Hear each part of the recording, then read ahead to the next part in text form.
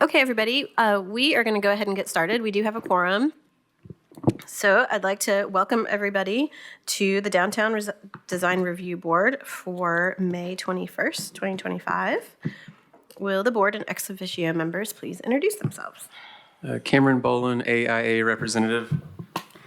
Laura Siri-Len, Downtown Residential Representative. Jared Worsham, Downtown Resident Representative. Suzanne Taravella, Neighborhood Representative. Lindsay Lanoy, Knoxville, Knox County Planning. Josh Wright, Urban Design Representative. Chris Ford, Downtown Business Representative.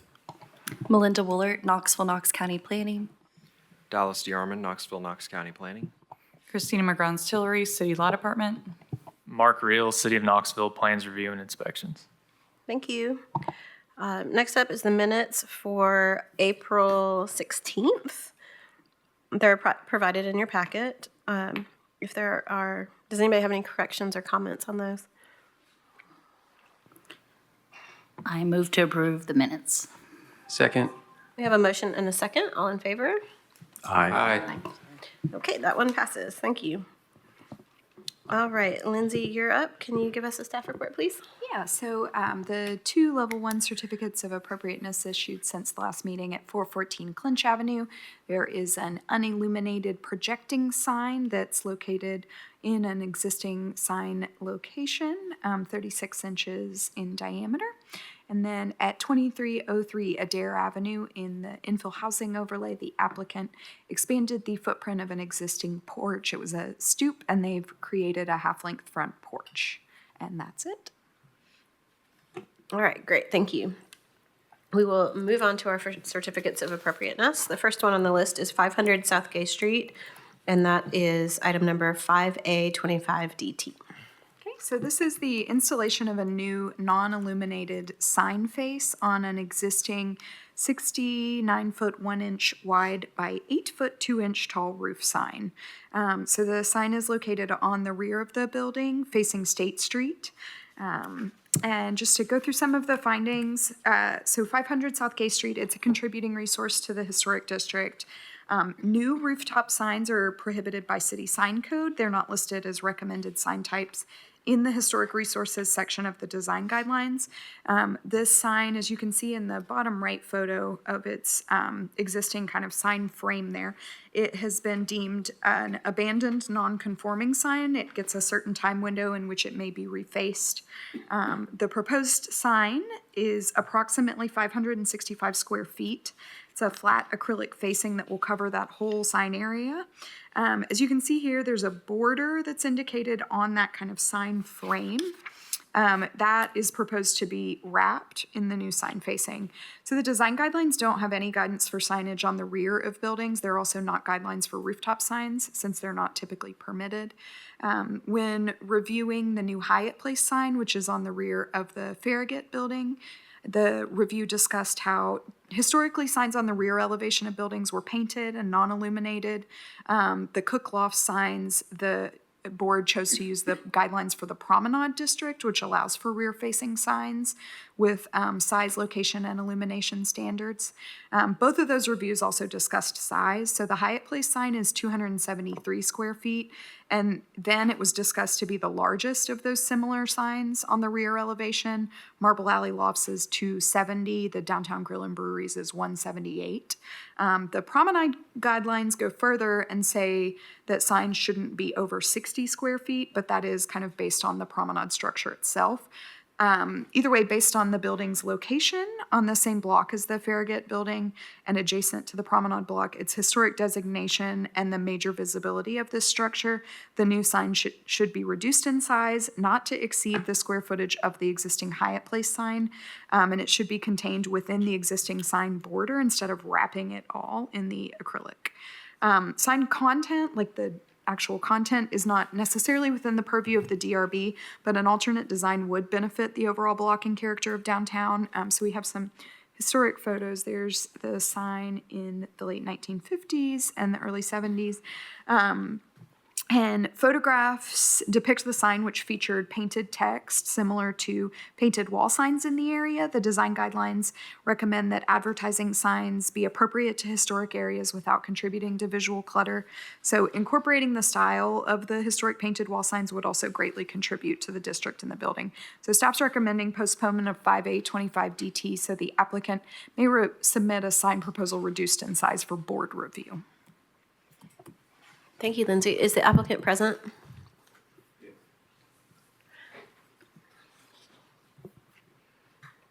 Hey, can you give us your name and address, please? Tony Sapples, Neon Service, 1007 May Avenue, Knoxville, Tennessee. Great, thank you. Do you have anything to add to Lindsay's comments?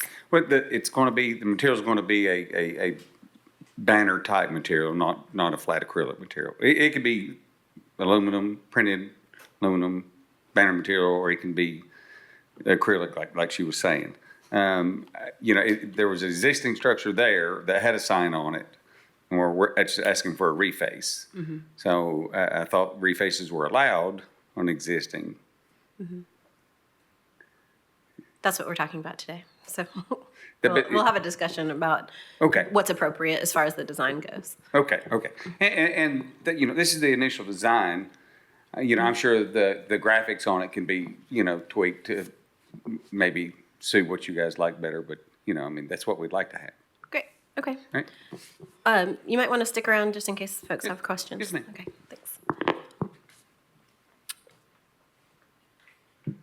Who wants to start?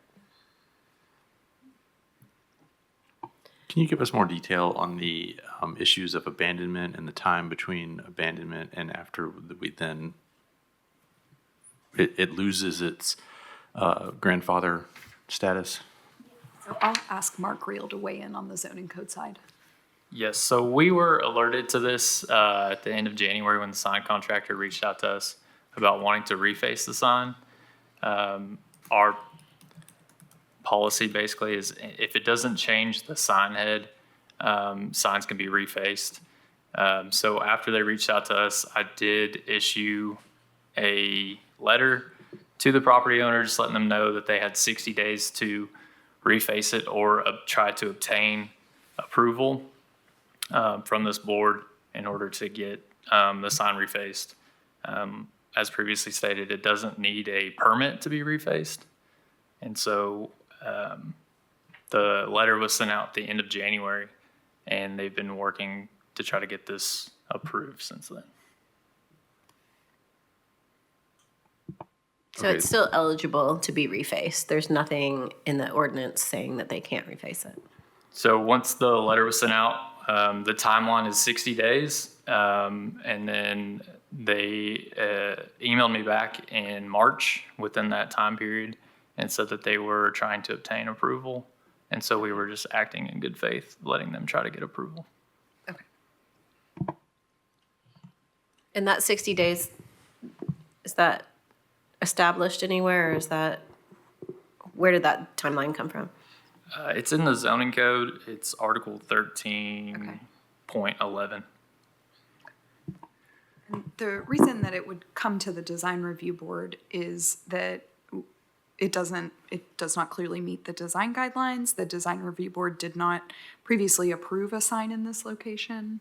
And then all other kind of similar signs that are larger on the rear facing elevations, et cetera, rooftop signs that have been through, would go in front of the design review board. So if it were a simple refacing where they didn't have to get a permit, it's staying within the existing bounds of a previous approval. So thinking of when it was Phi Tai on Gay Streets, the next business came in and they just plopped something on it, but it was the existing sign, the existing shape, the placement, everything that was already approved, that didn't come in front of the board. Those are staff approvals, but this is something that is well outside the guidelines, so that's for the board to discuss. Okay, so I guess my question was, since it sounds like they got something to you quick enough to where it's not an abandoned sign, it's still a refacing that is, so the size of the sign is not the issue, it's the design of the sign, correct?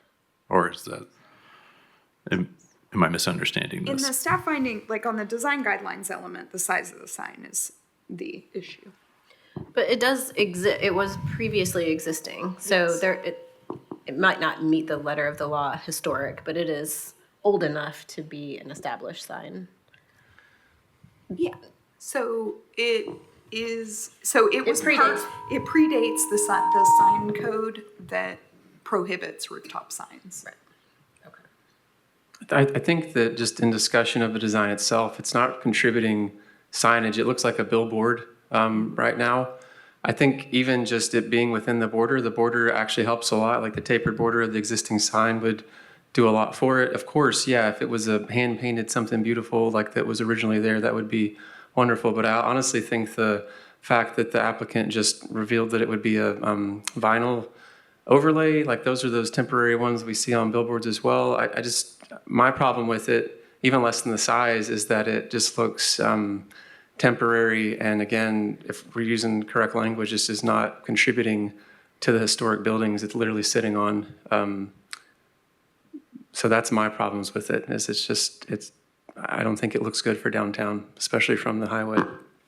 I agree with that. I think I have similar concerns just with the graphics themselves and not necessarily the size. I think the size, in my opinion, is fine since it predates the codes and ordinances that we're dealing with right now.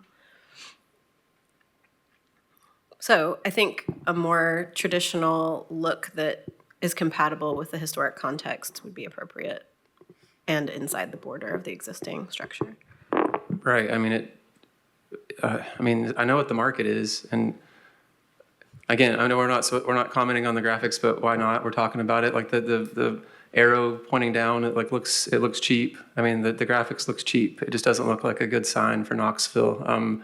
It's unfortunately going to be similar to the fire safe storage building. It looks like a circus tent on the planned east side of the highway next to the baseball stadium that we didn't have purview over, but is painted red and white now. I don't want to see, because of development, that we start to let things kind of become a loose cannon. And that's what I'm afraid this sign could be if we start to see things like that pop up in our downtown.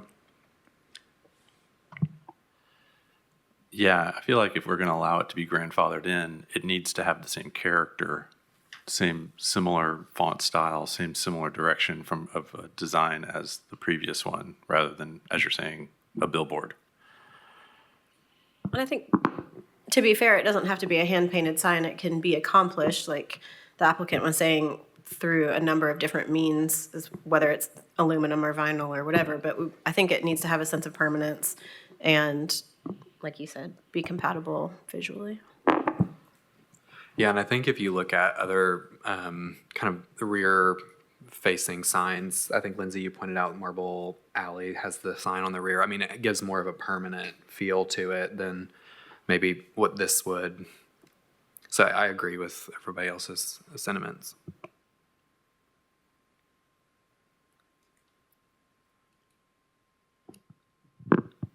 So our options are to motion to Agree. redesign. Oh, can we do that? Well, we can postpone it or we can deny it. And if we postpone it, let them redraw it and bring it back to us. I think that sounds like what the board would like the most. So I'll make a motion to postpone to allow them to come back with a better design. I'll second that. I'd like to add, though, the staff findings was that it was just to come back with a different size. So the redesign, I think, would be the applicant takes into consideration the board's comments today as far as the actual character and graphic design of the sign when they redesign it, not just the size. I agree. It's still the same motion, though. Correct. Yeah. Christina, are you okay with that? Okay. All right, we have a motion and a second. All in favor? Aye. Any opposed? Okay, the motion carries. Thank you. Next up, we have 420 Clinch Avenue, which is item 5C25 DT. Okay.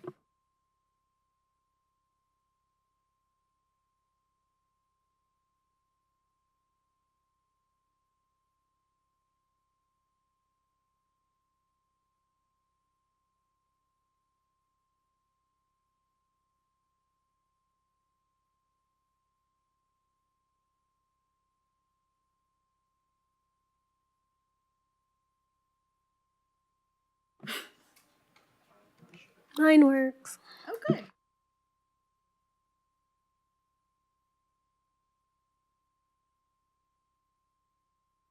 I can use hers.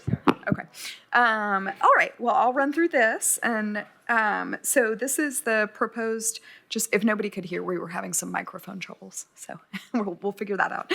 This is the proposed replacement of all the exterior windows. So the existing windows are wood double hung and then also steel windows with awnings on the secondary elevations. The staff report has a run through of the different window profiles.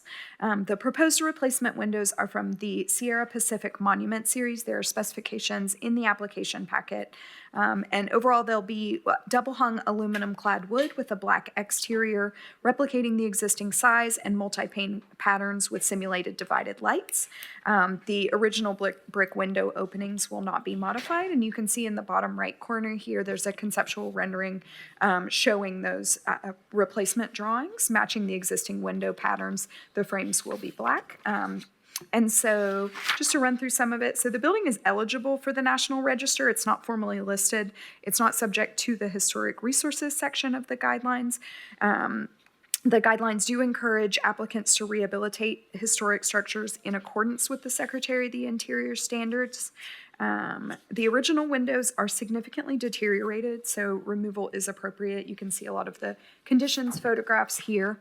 The proposed double hung aluminum clad wood windows with the simulated divided lights are a compatible replacement. They're in line with other window replacements that have been approved in even in historic properties in Gay Street and in the warehouse district. They don't fully replicate the color or the operation type of all the windows. However, it may not be feasible to replicate that exact pattern of this steel awning windows on the secondary elevations. The existing multi-pane windows will be replaced. The elevation drawings don't have the exact pane definition or pane division on all of them. In particular, the 12/12s are shown as opposed to the existing 12/16s. So if the intent is to replicate those exact profiles, the elevation drawings or a separate window schedule should indicate those individual window arrangements to be used. The proposed windows will be the same size as the original. There will be a deeper window jamb just based on the construction of the windows. The existing openings, sills, trim, lintel, all of the brick masonry details should just be carefully retained and repaired as necessary. So staff's recommending approval of 5C 25DT subject to the conditions that the elevation drawings or a separate window schedule accurately depict the window arrangements to be replicated. The existing brick window openings and details should be retained and repaired as necessary. Let's do this. Oh, perfect. Okay, we're good. Thank you for that, Lindsay. Is the applicant present?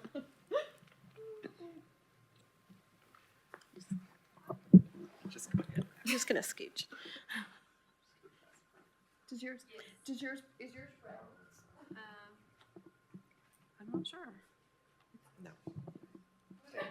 Okay. Margaret Butler from McCarty Wholesale McCarty at 550 West Main Street. Do you have anything to add to Lindsay? No, Lindsay did a fantastic job of explaining it, and I'm here to answer any questions. We're happy to provide that additional elevation to correctly depict that. The building is 100 years old and has not seen a significant renovation, and the renovation is currently in progress for the rest of the building, and fortunately the organization has been able to find funding for the window replacement, so that's why we're here. Can you tell us a little bit more about the divisions? Is it between the glass or on top of the glass, since it's not a true divided line? The current windows are on the front. It's interesting, on the front on Clinch Avenue and on Walnut, which were the two public-facing elevations. They were true divided light, single pane, historic wood windows. Interestingly, on the back of the building, which runs along the alley, and on the east side, which is kind of used to be an old house there. It's currently the small restaurant, a courtyard that property that the YWCA owns. Those are steel windows as well. And you kind of wonder why, and I don't know, we don't know why 100 years ago they did that. I suspect that the steel windows were cheaper at that time, and they tried to cut cost on those too. Because in one of the front main rooms of the building, you're in this, nice lounge area. The windows on the front are wood inside, and then the windows to the courtyard are steel. So I can't imagine they would have done that on purpose if they'd wanted to. So the effort really is on this replacement to replace them all with a wood look-alike, aluminum clad wood look-alike, true divided light, simulated true divided light that would qualify for historic tax credits if they were pursuing them, so that they can get the same color throughout on the interior. Because if they went back, and we've looked at that, went back with steel where the steel windows are and wood where the wood-clad windows where the original wood windows are, we couldn't get the same color inside and outside. So some of the windows in that room I was mentioning, they would be black inside, and then some of them would be white inside. So they prefer to go back with all true divided wood look windows. So the new ones are going to be simulated. Simulated simulated. Creating the simulation, is it a piece with It's a mullion applied on the outside, a mullion applied on the inside, and the piece in the middle between the glass that looks like it's all one piece. Yeah. We don't have speakers, do we? I can talk louder, thank you very much. Oh, for the record, please. Were there any other colors studied, was there any information found of the original colors of the windows? There was not? Okay. And there's simulated arches with the masonry, but were there ever actually any arched windows on the project? There weren't? Okay. And you can even see one right there on that historic photo. Yeah. No, the windows are original that are in the building now. So I would say that I'm pleased to see a project like this that actually isn't. Sometimes historic tax credits can even hinder progressive development for the fact that we can have contextual windows, but also that need to be energy efficient. So the fact that you guys' hands aren't tied to have to replace the steel windows for sometimes a lesser than product, I think is not a bad thing. So I appreciate the care you guys gave to the research, but also are thinking of a modern product that will be able to bring the building into the next 100 years of its life. So that's important.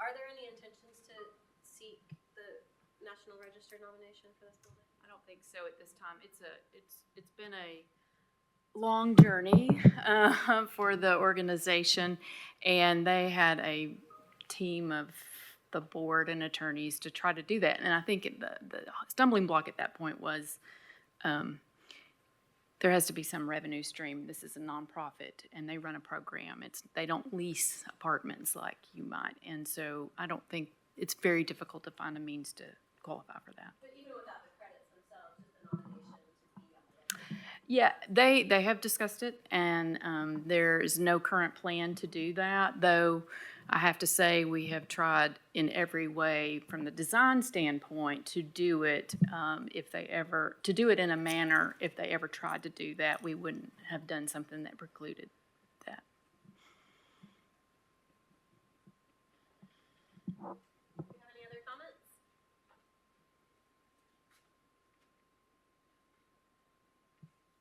Okay, then we'll go ahead. I'd like to make a motion to approve per staff recommendations. I second. We have a motion and a second. All in favor? Aye. Any opposed? All right, that motion carries. Thank you. Thank you. Next up, we are going to move on to infill housing. And we're going to have Melinda do this one. It's 1208 Ohio Avenue, which is item 5A25IH. And we're going to share this microphone again. It's a really fancy operation here.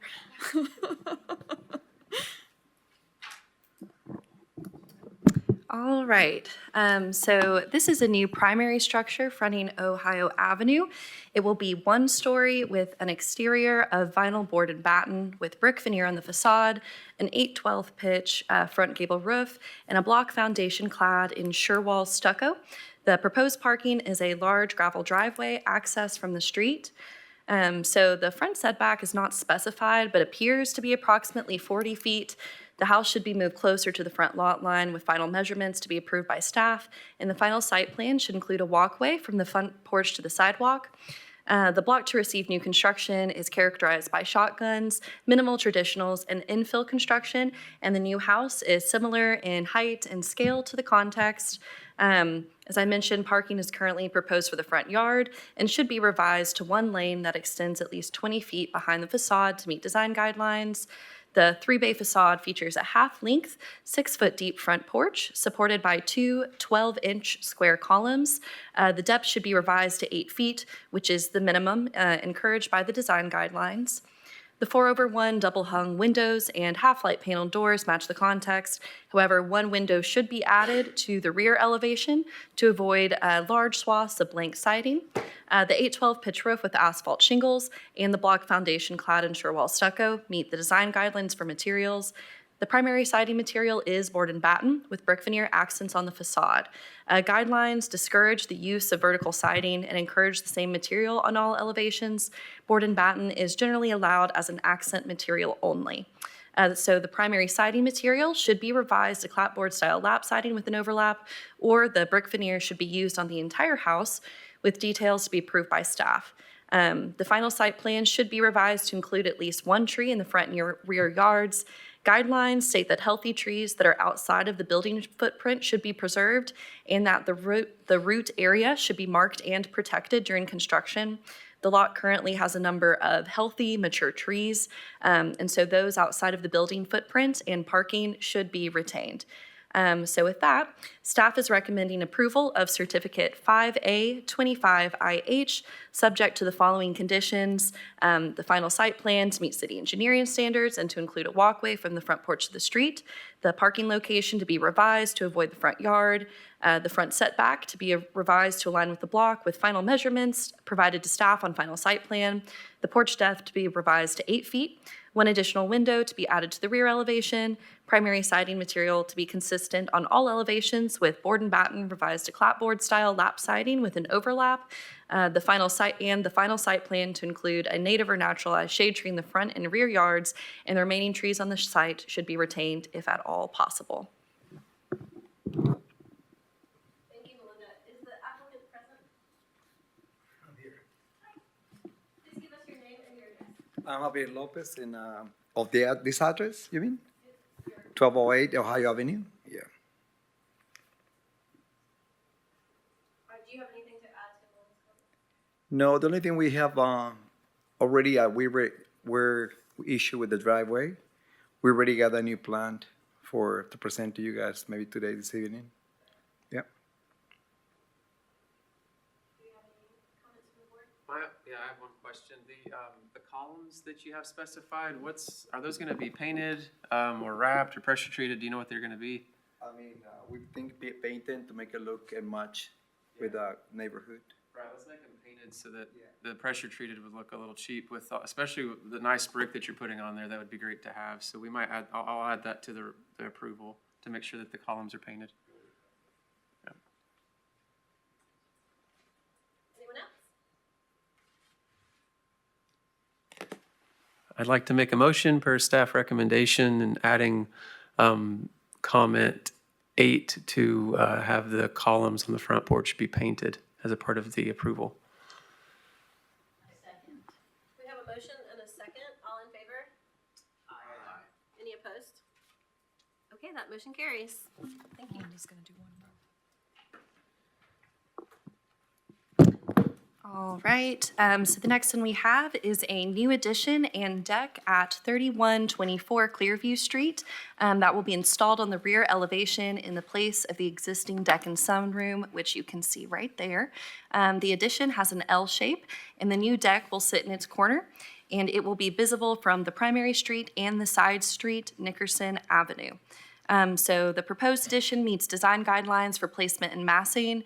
Guidelines recommend that exterior cladding, roof materials, doors, and windows should be compatible with those on the existing house. So the proposed in-kind lap siding, asphalt shingles, and 3/1 double-hung windows reflect the existing house and the guidelines, while the transom windows and the stucco-clad foundation are not present on the existing house. They are compatible with the overall design and meet the guidelines. Guidelines recommend that the roof line and materials complement the original house. The cross-gable roof form is compatible with the existing house. The addition is recessed below the primary roof line with a lower pitch, which demarcates it as an addition. And it will have the same height as the massing projecting from the facade, with the gable fields matching the height of others on the house. So with that, staff is recommending approval of Certificate 5C25IH as submitted. I fixed it. Thank you, Melinda. Just be careful because since you have the chair microphone, you can mute everybody. That's what was Sorry. Way to didn't go, mean it. Suzanne. I didn't mean it. I had no idea. Okay. Thank you, Melinda. Is the applicant present? Can you give us your name and address, please? Great, thank you. Do you have anything to add to Melinda's comments? The homeowners wanted to add an addition, a master suite. The current house only has 2 bedrooms and 1 bathroom, so It's the design that we came up with that kind of meets all that and works with the existing house, especially the roof. It's, I know, not a tall roof. So that's the design we come up with, but let me know if you have any questions. Great, thank you. All right, we'll open it up to the board for comment. What is it that's keeping you from doing brick as the foundation instead of stucco? The current detail on, or the detail on the existing house, the brick is flush with the siding. While that could be accomplished, it's a little more complicated structurally. So just to keep the ease of construction better, decided to go with the stucco. And also, since the addition, it is differentiated from the main house. It's not really supposed to be a seamless addition. It kind of gives us its own character. That was going to be my next question. It says existing siding or new siding to match existing. Are you going to do something with that to make it read as a new addition and not trying to match it? I was planning on the same siding, and the owners seem to like that. That could be up for debate. But. Yeah, and I know another problem with brick masonry is that's probably actual load-bearing brick and not a CMU backup wall with brick added, because the moment you add that, it puffs out past the base. So I know that's always an issue with it as well. I would ask that with the stucco, just because it's not going to take wear and tear like the brick will, to think about potentially edging the base of the house, like with some like a stone bed, some decorative landscaping stone. So when they're actually mowing the lawn and weed eating and those sort of things, they're not having to get up right against that, because that'll keep them from having to. That stucco will break down over time and start to look really bad and fall apart, and that's all over the neighborhoods. So it's just something to keep in mind when you're thinking about the landscaping around that. Okay, yeah, the homeowners, they had mentioned too, they might be adding some landscaping around the base, Sure. so you may not be able to tell even that it's a different material. Cool. Okay. Do we have any other comments? Is the railing painted? It says metal railing, but I wasn't sure what color or what. Yeah, I mean, I'm saying metal too. I think the current railing in the front of the house, it's maybe more of a wrought iron, and they could possibly even do like an aluminum on the back, but I think maybe make it black like the front was my idea. Great.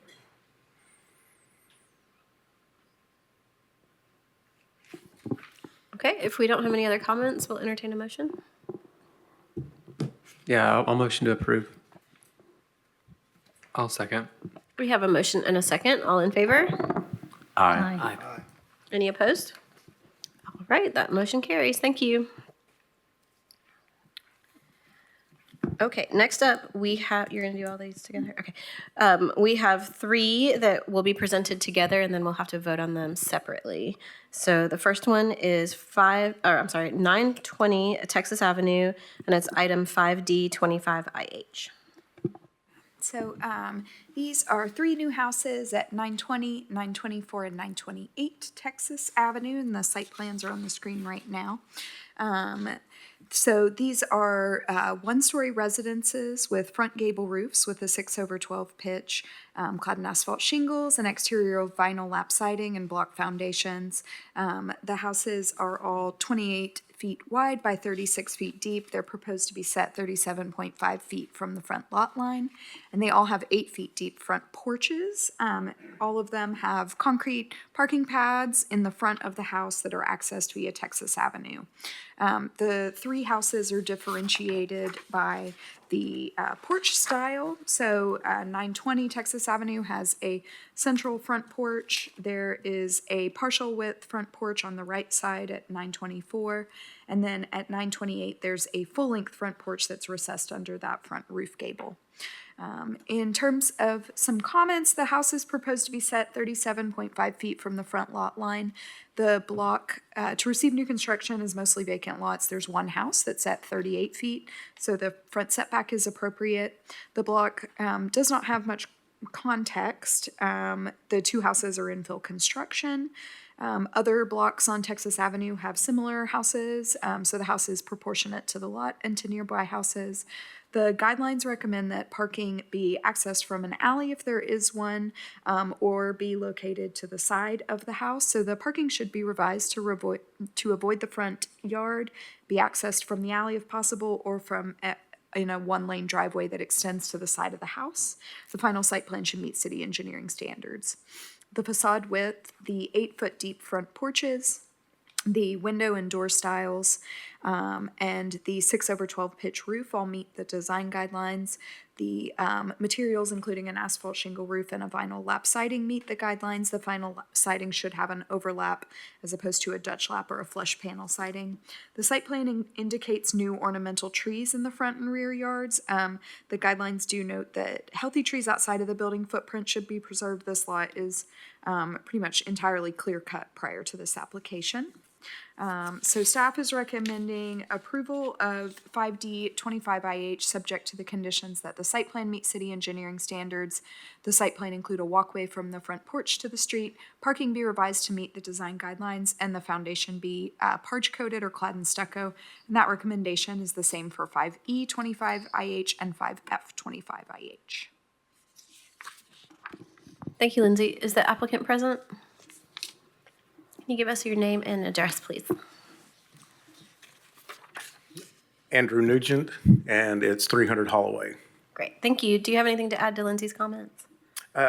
No, other than the mention about the alleyway, although if you can see it right there on the picture, that has never been maintained and there is no driveways or anything connected to it. It doesn't even appear to be a road that's back there. So that would be something on the city if they were to repave that to actually make that an accessible road. There's chunks and stuff taken out of it. That's why all the driveways were in the front. That was a consideration when we actually went and inspected the lots. Okay. Just out of curiosity, what is the protocol there if you want an alley and need it maintained? Since it's already sort of existing. Yeah, I can't really speak on that. That's more of an engineering question for the city. But definitely I would reach out to city engineering and discuss that with them and see what your options are. And the reason I say that is that typically if an alley exists, then it's our preference to use it. But I agree. to your point, if it's not Yeah, usable, you can't. So Right.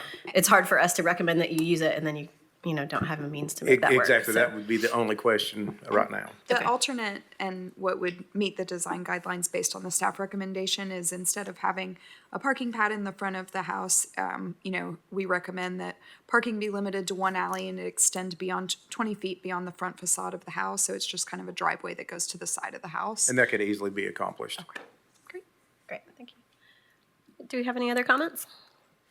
I think we do need to, I hope our engineering, like, when we have alleys that could be maintenance to work, we should make them work, because and that's not, this isn't a comment to you, this is a general statement, just because that's how they historically were designed, and we need to, if at all possible, I'm probably speaking into the ether, but we need to reuse them. Yeah, So- no, we had houses on Minnesota, and the driveways are from the alley, and we had fully expected when we purchased these lots to do Yeah. the same, except for it has not been used in so long, it is just, I mean, it's really not even, it would have to be dug up and redone. Yeah. Got it. Yeah. Yeah, I'm not saying that to you. That's just in general. Correct. My only comment as far as the design is on 928, which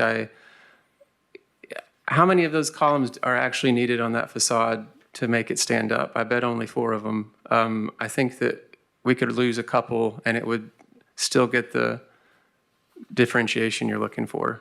I think the 5, there's 6, right? There's 6 of them. I think that's too much. So I appreciate you're trying to differentiate all the front massing. So I think we could lose 2 of those columns and it would still Yeah, hold the gable. Originally with the architect, that was one thing we did discuss, that we didn't like the columns so close at the front door because it boxed it in. Sure. Would to be able to make those wider, so. Yeah, I think that's actually a better approach, is get them away from the door and then you just have that more grand spacing between the columns. Exactly. Yeah, so that's something I'll make a comment on when we're done. If it works with the plans too, I'd like to see the windows, the double windows centered in those columns, or just relaid out to work with the columns. So that, Well, that may actually cause the windows to move a little bit, and I know the ones as you're staring at it right now on the left is actually part of the kitchen counter and stuff, which moves those windows into the dining room. So the other side would be fine to move them, but moving that one, I may be moving that window into the kitchen cabinets, if that I makes see. sense. So it's something that we could, especially with redoing the front end, and move it out Sure. as much as possible. But, yeah, I mean, the other option could be to have a single window centered in the kitchen and then make the other double windows centered in the other columns. But Okay. Yeah, just consider it. no, I get it. Yeah. And just for my own information, was there ever another exterior facade besides vinyl considered, like fiber cement or wood or anything like that for this project? No, sir. Okay, it wasn't priced in any other manner than vinyl? Okay. No, And who told you vinyl was what you should go with? Was that a guideline, or was that just you all as you developed these homes? Yes, there's roughly, we have put 3 of them on Minnesota. There's another one on Texas, and there's one on Connecticut. And there is no difference other than color and front porch changes on the houses themselves. So they've all been the same. And I think originally it was referenced, by my knowledge, it was referenced because the houses that were around were rewrapped all in vinyl and to keep that same color. So this is just the exact Yeah, that they have submitted before. okay. What's the slope like for the piece of property? I know from the elevation Lindsay had shared originally, it looks like some grading had been done, but I just wasn't sure. I'm not sure who did the grading. We purchased the property where it was already graded.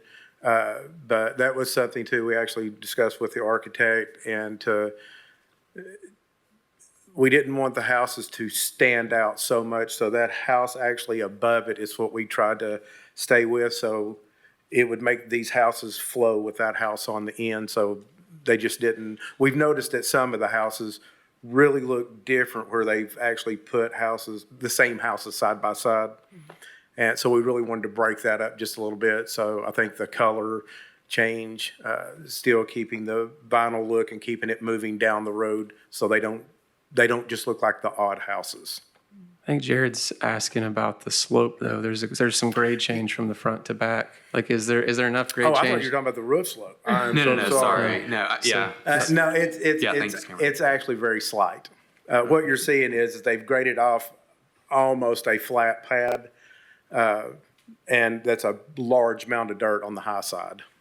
Because that house there on the top, I can't read what number that is, but on the very top, on Google Street View, you can kind of see kind of the slope, and there's a deck off that back. So it's a bit, it kind of shows that elevation change. Yeah, no, a lot of that dirt will have to be, that's up there on that pile, will move to the back. We have to relocate, it's topsoil that they cut all the way off down to clay for the whole site. We're gonna have to move all that and readjust it back into the front yards to actually move those up after we lay in the driveways, just to bring that front yard up so the houses don't look like they're in a hole, because nothing else looks like it's in a hole in that area. So as far as the front elevation goes, how they're depicted in the packet will be representative of what it would look like. Yes. Yeah. Okay. Yeah, we're just trying to make sure that there's not like stairs or a back porch or something like that that'll be added. Not that those are bad, but just that the grade's going to change the design of that. So the slope that's shown here has been understood to what it's going to actually be graded on site. Yes, now I'm not, the back of the house actually has a deck. I'm not understanding why it's not shown on the plans. Honestly, on my way over here is where I picked up the first set and they said go. But generally it will have a small landing deck that goes off. The front of the house is zero entry. There's no steps to the front porches or anything. But I know that we did discuss that drop off the back and building up the front, other than bringing in a tremendous amount of dirt to fill that up. Yeah. We can live the houses with block, and that's a whole lot, you know. Yeah, I mostly mention it because when we've seen things closer to Sharps Ridge, that elevation gets really steep. Yes. And the slope gets steep. And we've seen some interesting things as far as stairs go. So No, these are, we're not, nothing should look out of the ordinary. I think what we should add though with the approval is that the actual drawings with the deck on the back need to be submitted to staff for approval, to have a condition on the certificate of appropriateness. So just what you're building is actually what's documented Yeah, and and approved. is it just on that one he had up, or all of them don't have a deck on the back? All of them. Looks like all of them have a deck on their site plan. Okay. Yeah, what's shown is a concrete pad, and it sounds like because of the grade, it'll need to be a deck. Yeah, we'll have to maintain 2 foot or more access underneath the house. I just don't see any other way of getting access under that crawl space without putting a deck or something on the back, especially with central heat and air and all. Yeah, we're not against decks. We just want the drawings to be approved, accurate, I mean. I was just, actually, I didn't recognize they weren't even on there. Right, do we have any other comments? Or a motion? Let's see if I can remember. I motion to approve based on staff recommendations. Oh, sorry, should I start with the first one? Can I approve all 3 or start with 1 and then approve all 3? We always have to do this. Start with 1. Okay, for project or case 5D25IH, I motion to approve per staff recommendations with the added condition for the applicant to submit the revised drawing showing the back deck for staff approval. I'll second that. We have a motion and a second. All in favor? Aye. Any opposed? No.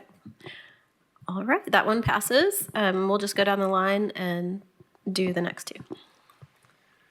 Motion to approve 5E25IH per staff recommendations with the added condition for the applicant to include the back deck in the revised site plan and elevation drawings for staff approval. I'll second that. We have a motion and a second. All in favor? Aye. Any opposed? All right, that one carries. And the last one, please. I'd like to make a motion to approve 5F-25-IH per staff recommendation with the added condition that the back deck be accurately depicted on the site plan and elevations for staff approval. I'll second that. We have a motion and a second. All in favor? Aye. Any opposed? All right, that one passes too. Thank you. Oh, yeah. It's done. We will. And the Just remember column, what we yes, last one, I revised my approval. Can I revise my approval or is it set?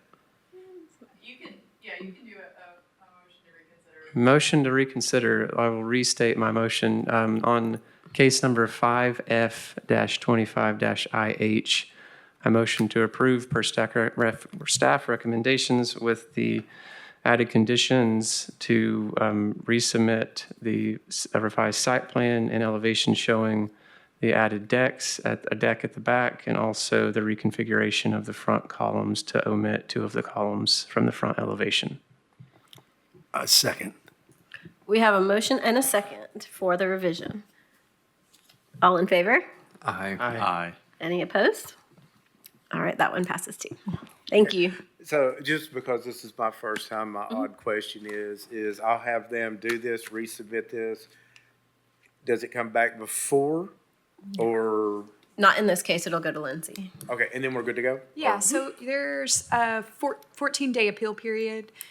In that time, you guys will probably just get your construction drawings together and we'll send you a COA, which is the document showing that it's been approved. And then we'll look at your final drawings and permitting.